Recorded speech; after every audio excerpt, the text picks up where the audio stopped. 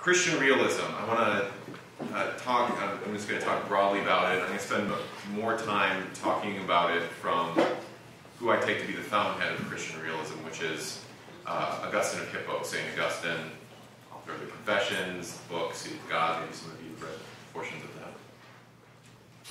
And you may or may not be familiar with Christian realism. One of the names that gets floated around is Reinhold Niebuhr, who's a, I don't know if I would call him a theologian. He is a sort of theologian of sorts. He was a public intellectual who was a pastor and then moved into politics and organizing, and most famous in the 1930s and 1940s for developing this concept and set of convictions called Christian realism. He's very influential, influenced. He carried on correspondence with people as broadly as George Kennan, who was the... Sorry. Siri, turn on. All right. I don't know why it does that. Sometimes it just goes off. I don't understand technology. So Niebuhr is, if you mention Christian realism today, he's the figure that people most point to. I think Christian realism has been, at least as of late, or at least in the 20th century, let's say, was too rooted around the person of Niebuhr. So part of what I would want to do, I think reading Reinhold Niebuhr is important, but I want to go beyond Niebuhr. I think Niebuhr is helpful and he's instructive in some ways, and I think he's also limited. Another figure that was just mentioned was Paul Ramsey. Ramsey's another great figure, I think, in this tradition. So what is Christian realism? Christian realism holds together, I think, throughout, there's a long history of what we might call Christian realism, starting all the way back with someone like St. Augustine in the 4th and 5th century AD. And it holds together two basic convictions, which is that the world and human persons are sinful, right? And not just sinful sort of like, oh, they're bad, but really sinful, like the Bible talks about, that you find in the letters of Paul. And, we are fallen creatures. The line of good and evil runs through the human heart, and that has profound implications for how we think about not only individuals and the way individuals act, but also society, political entities, states, right, how they act. The second, and then you could say there's a sort of constructive tension, which is this deep, realistic sense about human sin, combined with also a equally strong conviction that we have an obligation to love our neighbors, right? Those two, I think, are held in a sort of tension, right? The world is broken and sinful, and yet we are called to act with a sense of obligation and love towards those close to us, but also even in our politics. We don't talk about love in politics, especially not today, but this is a bedrock conviction.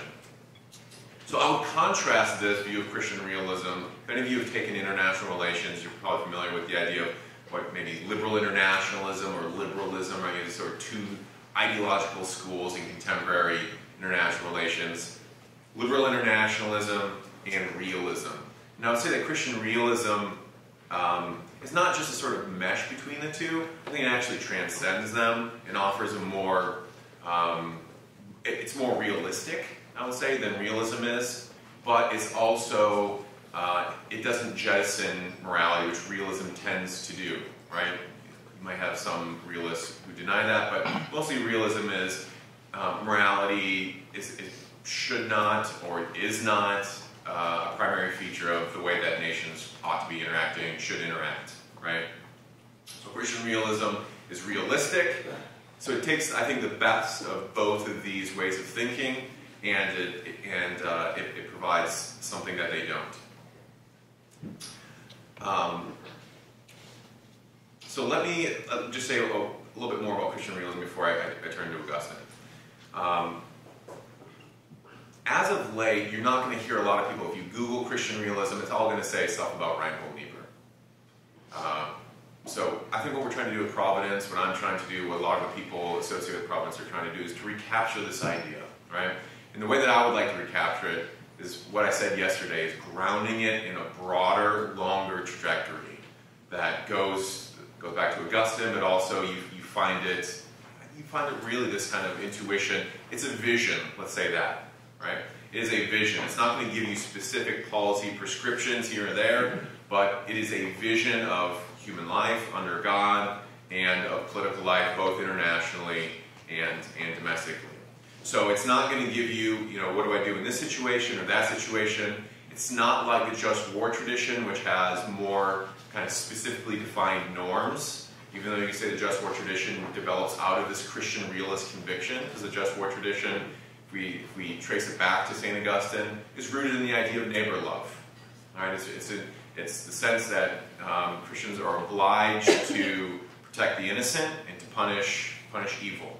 And at least when Augustine is writing, oftentimes he's writing to people. He writes to generals.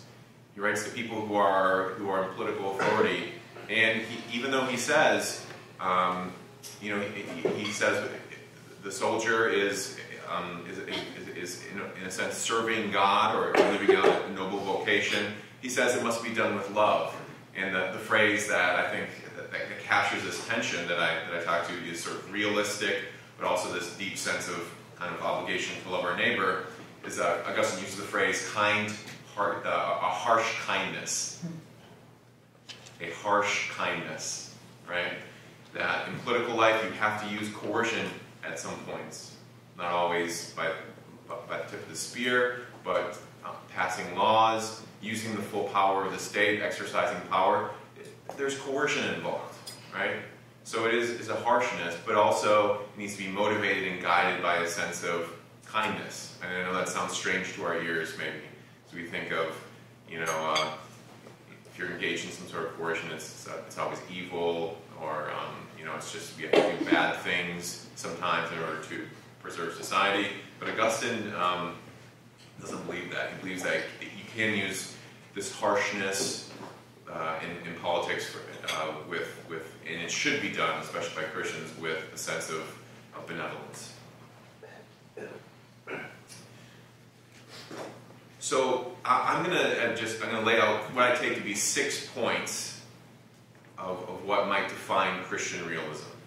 And I'm going to do this primarily in conversation with Augustine, because I take him to be the fountainhead. This is not the authoritative account, this is my account. People are going to argue about Augustine, but I think people like Luther and Calvin definitely fit into at least some of this. People like Reinhold Niebuhr, and even folks if you're looking for a good contemporary modern Augustinian, I would point to you. Mark Lebecki and I, our advisor, Jean Elshting, who passed away a couple of years ago. I think she's probably one of the best embodiments of a sort of Christian realist, holding together this kind of deep realistic view of the world with also a strong sense of our obligations to one another. So here is what I present as the vision, right? You need to have a vision in politics. I'm not going to get you into the specific things. We can do that in the Q&A. But here's what I take to be a broad-based vision that you're not going to learn this. Maybe you will learn it at Regent, I don't know. Maybe you'll learn it at a Christian school where you have sort of the riches of theology and philosophy. Maybe CUA offers something along these lines, I'm not sure. But you're not going to find this at any other kind of regular public policy school, right? They're going to teach you all the ins and outs of working that area, doing national security. But it needs to be, I think, all of our politics needs to be grounded in a vision, right? We need to ask, the challenge is to have the truest vision possible. And it's not something we can just assume. You have to work at really developing this vision, at seeing reality as it is actually an extremely hard thing to do. And at the base conviction is we don't see reality as it truly is, right? So we need to cultivate a vision all the time, be pushing, be challenging, be striving, right, to have a vision that's guiding what we're doing.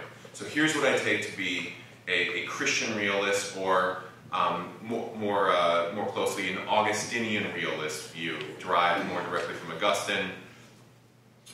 And the points that I have for my realism is, first, it needs to be architectonic.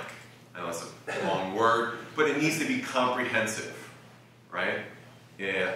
Augustine, I think more than anybody, really has this giant historical, if you've ever read City of God, his masterwork, it is enormous in scope. He's going back and he's reading all of history. He's reading all of the Bible. He's doing this grand synthesis of history. And it's breathtaking. But what he's doing is he's trying to cultivate this architectonic vision of both history but also reality. Secondly, is providential. It's the conviction that God is working through all the ways that God works, but he's also working through government.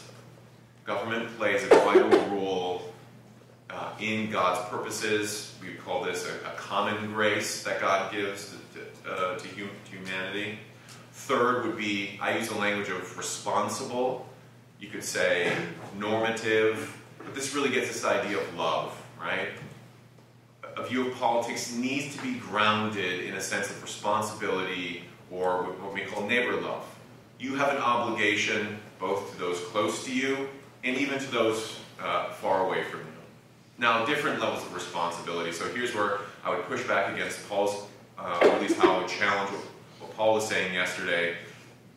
We do have loyalties and obligations to those who are closest to us. We have special obligations to our family, to our neighbors, to our cities, states, and even to our nation that I think we don't owe to those beyond our walls or beyond our borders. Oh man, that's a slip of the tongue. It was beautiful, so beautiful.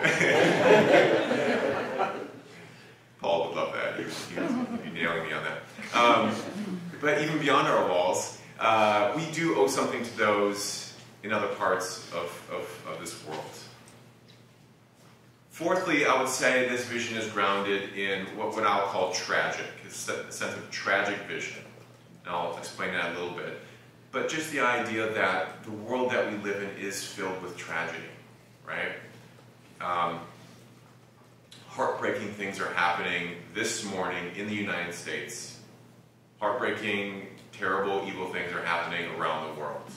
And we can never blind ourselves to that reality, right? People are suffering. Let's not pretend that everything is getting better all the time, okay?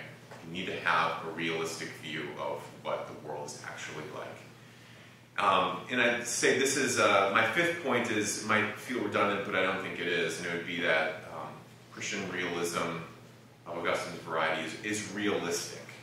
Now I'll explain that it's different than the tragic element, but it is a sense of our own limited ability, and especially the limited ability to achieve things through politics, right?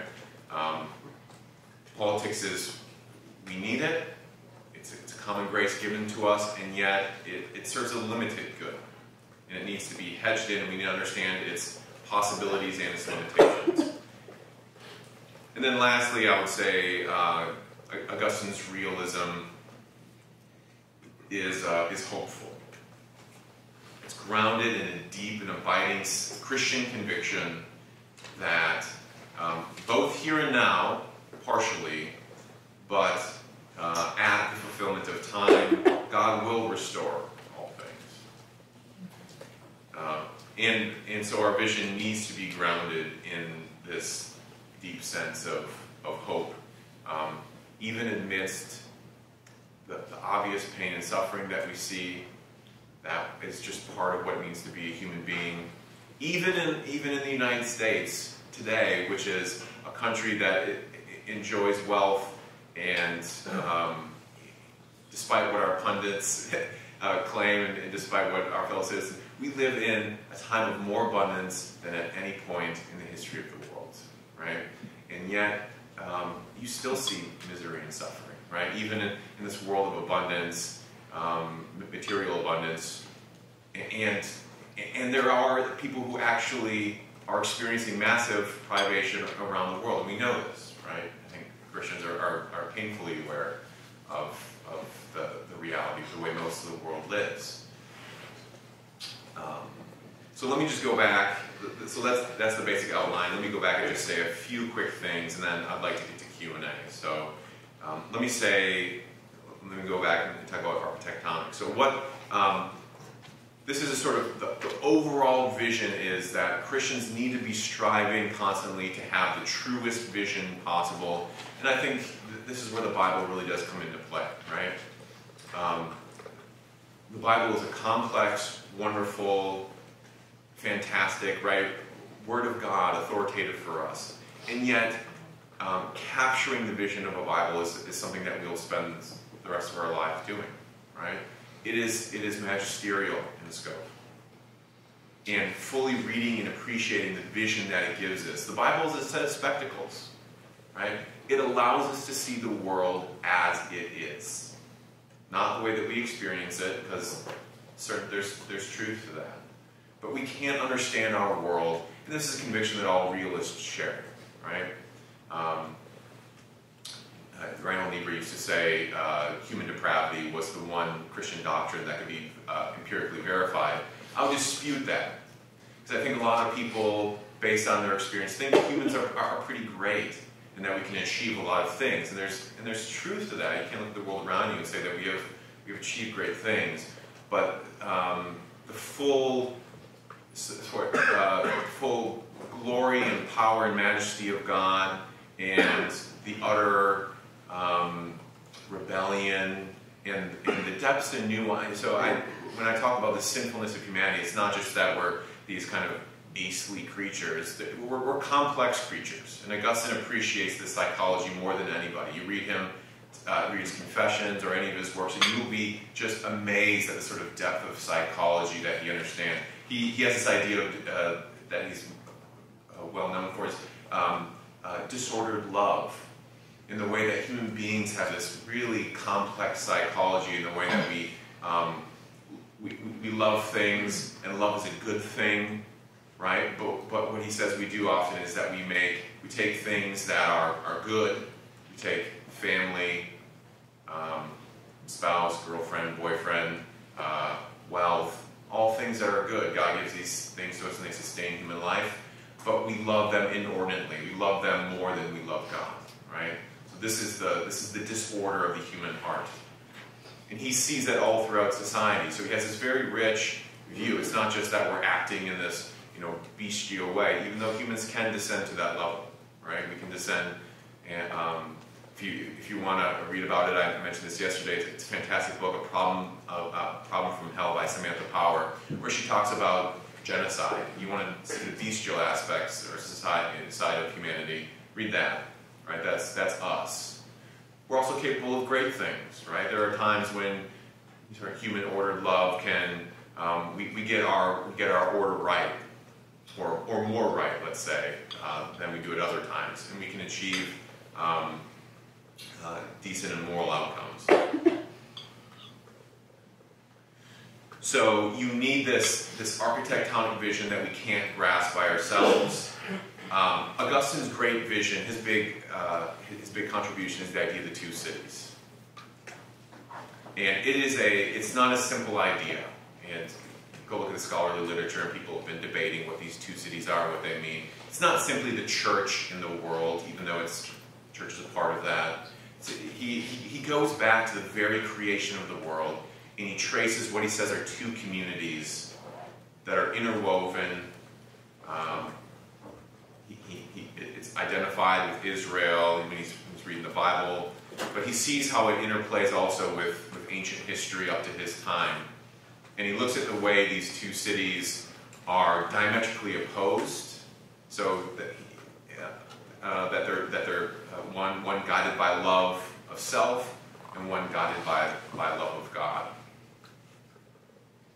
But that vision that he develops, this idea of the two cities, it would not be possible. It's not something that you can look out of the world today and go, oh, two cities, right? It's a Christian vision.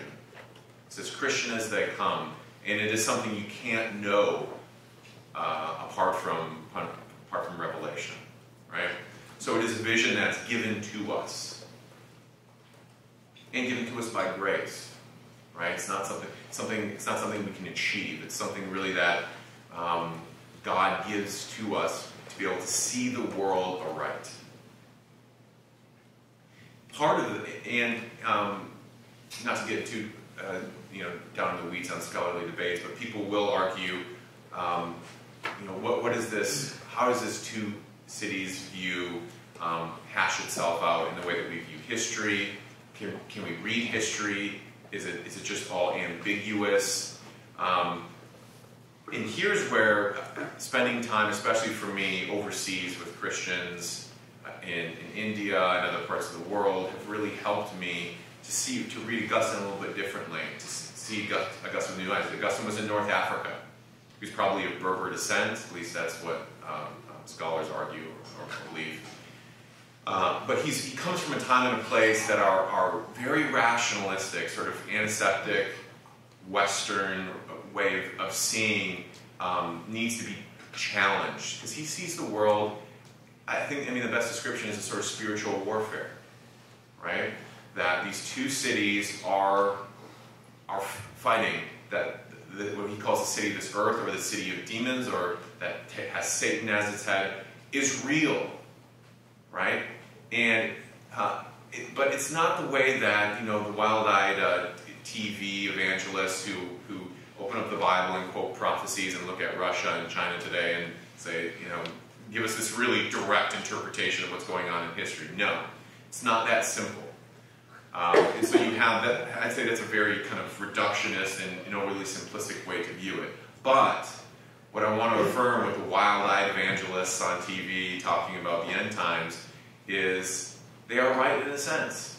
This world is, and this is not something you're going to say in a public policy meeting. This is not something you're going to want to, just given the culture and the world we live in. But if we want a true vision, we need to be honest with, at least with ourselves, so that when we engage with this.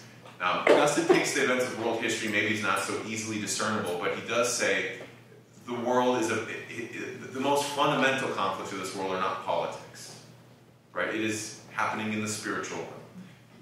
The conflicts we see in the world, the visible world, are manifestations, what he would call signs, right? The signs don't interpret themselves, they manifest themselves, and the challenge for us as humans living in a kind of ambiguous and ambivalent world and complex world is to be able to use our spiritual discernment. Sometimes the people who appear to be good are actually bad. Some people who appear to be bad, in God's providential purposes, turn out to be good.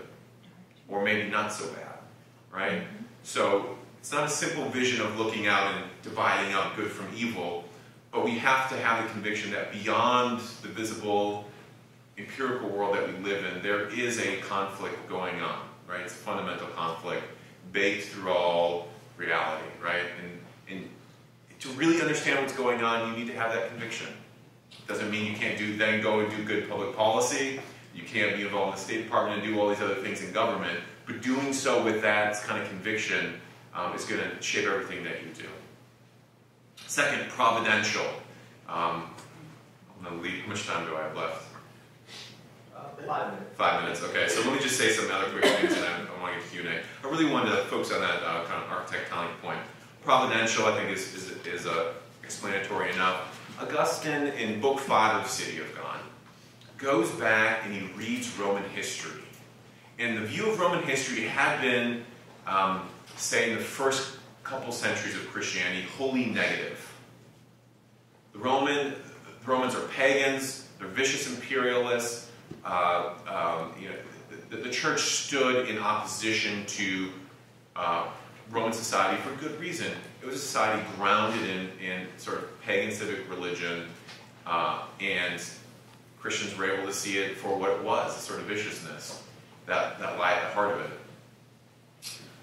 Later on, as with the slow conversion of the empire, this is how the big story goes, Christians begin to see, you could say they take a much more positive stance once they take up the reins of power. They slowly trickle into positions of authority in the 4th and 5th century, and so they take a more benign view.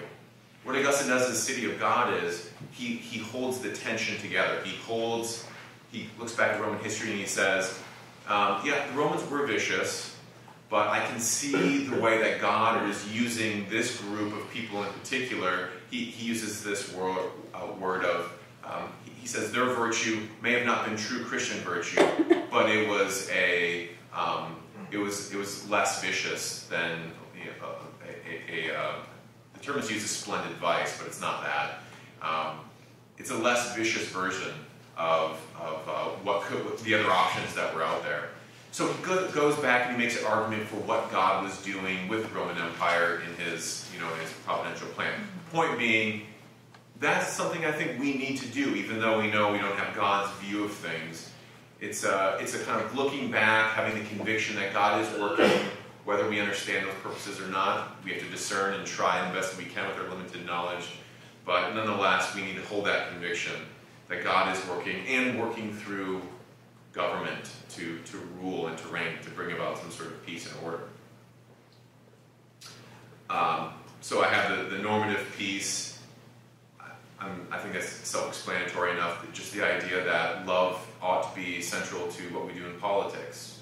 Now, it doesn't mean we have to be sentimental. It doesn't mean that we can't have sort of realistic view of the world in which we understand that there's bad actors in this world that are out to do harm to people.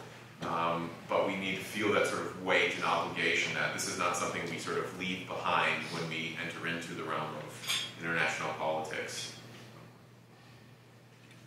When it catches this point I made about tragedy, in Book 19, Chapter 6, so I want you to go back and read this if you can. You're right, in the City of God, Book 19, Chapter 6. He tells a story about a judge.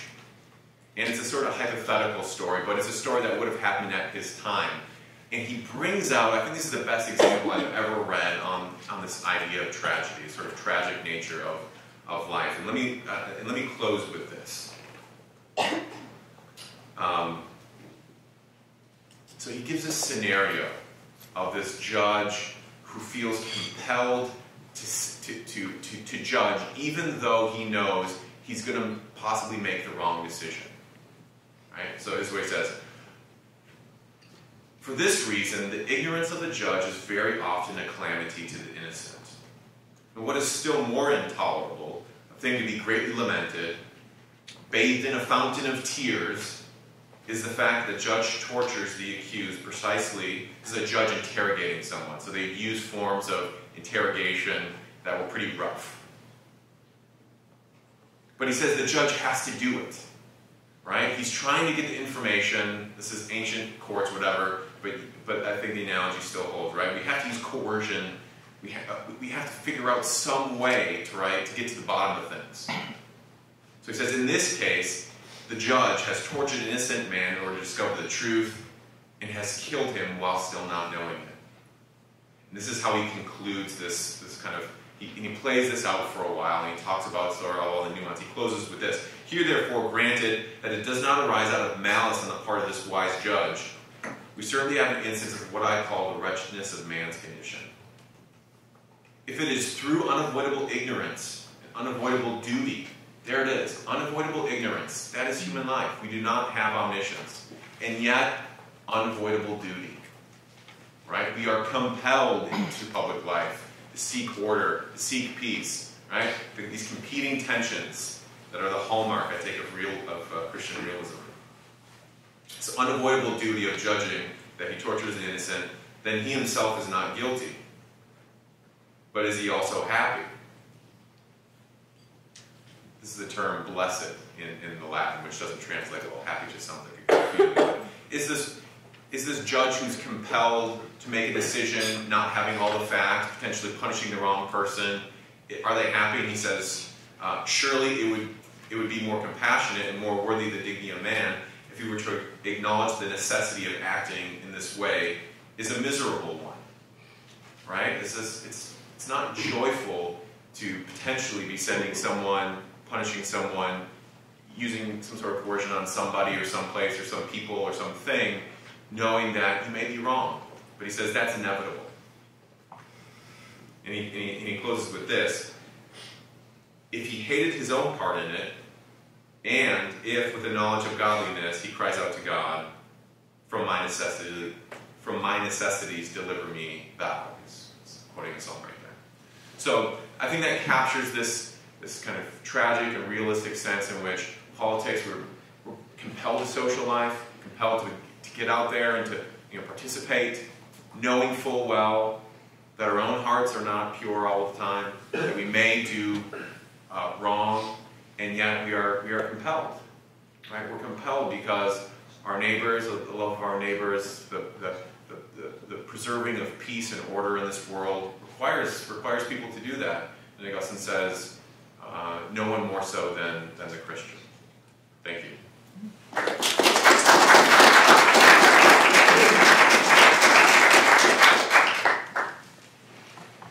So we probably have time for one question, but yeah. What would a Christian realist say about natural law? How does that fit within the Christian realist paradigm? Yeah, I don't think it has to be opposed to it. I think some Christian realists are more ambiguous about it. Reinhold Niebuhr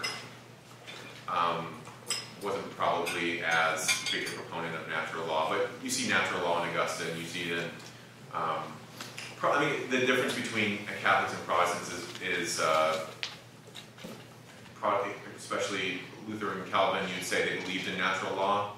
They are just more skeptical because of human sin, that we can discern it as clearly and that we can act accordingly to it.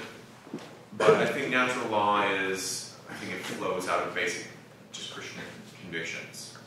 That there's a moral law that is discernible to the human mind. At least that's my take on it. You might have some Protestants who, famously Karl Barth, if any of you are familiar with 20th century theology, Karl Barth was probably the most famous and influential Reformed theologian, and probably theologian across the board. And he was notoriously extremely skeptical. And he called natural law, I think he called it the Antichrist. But that's because, in part, he's fighting the language of natural law had been used in part to justify Nazi ideology. And so, in his sort of fight against Nazism, he's in Germany and Switzerland during World War II. So he's saying, cling to Jesus Christ, not this idea of natural law. It's abomination, but I think that was an extreme response. Any other thoughts, questions? Yes? Faith? Yes. What kind of Christian realist argument could there be against moral equivalence? How do you approach people like in our government who talk about the herdsmen and the farmers in Nigeria as being morally equivalent? What do we use in Christian realism to come against What that? do you mean by morally equivalent? That one side is not doing evil and the other side is a victim, but that they're both, They're both equally culpable. Exactly. Yeah. Well, I think the Christian realist always wants to see things as realistic as possible, seeing how victims aren't always victims. And I mean, your point about identity politics yesterday, I think that sort of thinking rigidifies the sense of like there is this class of victims, and they are pure victims, and there's this class of aggressors, and they are pure, evil, patriarchal oppressors, and all the bad stuff. And I think Christian realists punctures that idea. Even when it's true, though? No, but here's where it holds in tension. So it holds in tension in the sense that fallen, sinful, that's just humanity, and the moral in the sense of responsibility. There is real injustice, right? We do name that.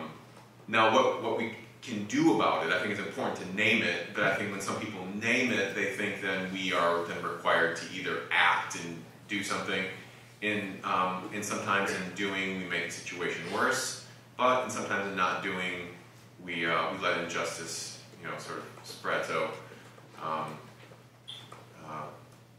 I think description is important, like you say. I think it's important to use the right language, and you're right. Probably at this moment, at least my experience, when it comes to working with people in international politics and government, they tend to be more of this equivocal, we don't know, good, bad, whatever. It's just national interest or some other kind of public policy objective where I think to use moral language in the government, I think is very hard, right? And I think that's something you'll come across if you're involved in government at all. Using this morally charged language, you find a lot of pushback against it.